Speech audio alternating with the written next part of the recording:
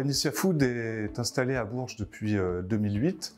On a 3 métiers. On est importateur, transformateur et conditionneur de graines et de fruits secs et déshydratés pour la grande distribution, essentiellement pour le rayon apéritif. On importe les graines depuis les pays producteurs, donc partout dans le monde. On les fait venir par bateau le plus souvent. On les dédouane au port du Havre. On fait quelques opérations de contrôle qualité au port du Havre. Et puis après, elles viennent à Bourges, dans nos entrepôts. Ici, on fait nos opérations de qualité sur site. Et puis, on les rentre dans notre système de traçabilité. Et puis, on rentre dans notre deuxième métier, qui est le métier de transformateur, où en fait, on va cuire, mélanger, assaisonner les graines avant de rentrer dans le troisième métier, qui est de conditionner les graines pour la grande distribution.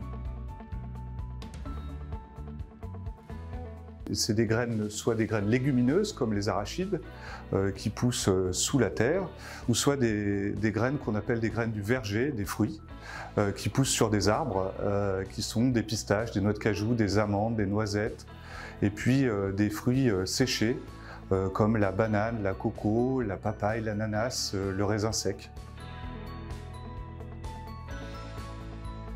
On est souvent derrière les apéritifs des Français puisque sur certaines graines on torréfie, on transforme plus d'une graine sur 2 consommée en France. On est assez représentatif de notre rayon qui est le rayon des graines apéritives.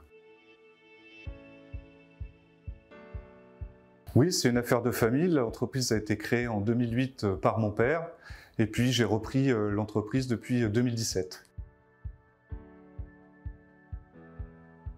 Alors les grandes lignes, elles commencent à peu près en 2019 quand on a déménagé l'usine. On est rentré dans des locaux qui sont situés actuellement dans une ancienne boucherie industrielle, donc c'est des locaux agroalimentaires avec une isolation qui nous permet de ne pas chauffer le bâtiment et être sur l'inertie des machines et donc de ne pas avoir à consommer d'énergie pour nous chauffer.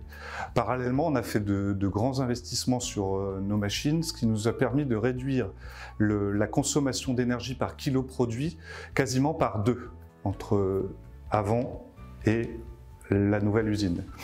La nouvelle qui est déjà datée de 2019. Et puis en 2020, j'ai fait faire une étude de chaleur fatale afin de voir quelles étaient les fuites d'énergie du bâtiment et les fuites d'énergie qui étaient liées à l'industrie, à l'exploitation industrielle de l'usine. Et j'ai mis en place un plan de sobriété énergétique avant même qu'on parle de sobriété énergétique qui nous ont permis de réduire de 20% la consommation énergétique de l'usine par kilo produit. Et à la suite de cette réflexion, en complément, depuis environ 1 an, on a fait faire une étude pour installer des panneaux photovoltaïques qui nous permettent d'assurer une autoconsommation en électricité le jour et lors des fermetures de l'usine de pouvoir injecter de l'électricité dans le réseau. Alors les panneaux photovoltaïques vont être installés sur le versant sud de notre toit, le versant qui est donc le plus exposé, et vont nous permettre de réduire de 25 à 30% notre consommation d'électricité, puisqu'ils sont dimensionnés pour que le jour on puisse approcher les 100% d'autoconsommation. On continue dans cette démarche pour l'avenir, puisqu'on souhaite récupérer les calories des cheminées du four, de manière à pouvoir les réinjecter dans notre process et donc avoir une empreinte carbone beaucoup moins importante et de continuer à progresser en ce sens-là.